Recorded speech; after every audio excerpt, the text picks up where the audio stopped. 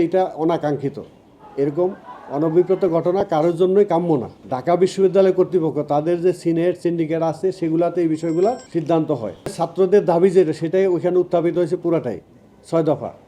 তো সেখানে ওই জায়গাটা আমাদের এখতিয়ারের বহির্ভূত, মানে আমরা ওই জায়গায় এটা সিদ্ধান্ত দিতে পারি না। আসলে সিদ্ধান্ত ঢাকা বিশ্ববিদ্যালয় কর্তৃপক্ষ তাদের যে সিনেট সিন্ডিকেট আছে সেগুলাতে এই বিষয়গুলো সিদ্ধান্ত হয়।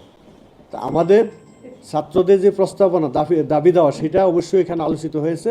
তো সবগুলা সিদ্ধান্তে যে আসছে এরকম না, ওইটার ক্ষেত্রে আমাদের সীমাবদ্ধতা, ওইটা আমাদের এই বডির এখতিয়ার বহির্ভূত এই জায়গাটা। আমরা সবসময় বলি যে ছাত্র শিক্ষক সম্পর্ক অবশ্যই খুব সুমধুর হওয়া উচিত, এই অর্থে যে যেখানে জ্ঞান দান এবং গ্রহণের বিষয় আছে সেখানে তাদের মধ্যে একটা আন্তরিকতাপূর্ণ সম্পর্ক থাকা উচিত।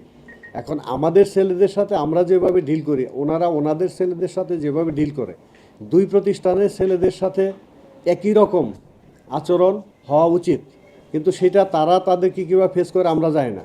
আর ঘটনাটি ওদের মুখে এবং মিডিয়াতে এসেছে, সেটা হয়তো আপনারাও দেখেছেন। তা আমি যেটা বলবো যে এটা অনাকাঙ্ক্ষিত, এরকম অনভিপ্রেত ঘটনা কারোর জন্যই কাম্য না।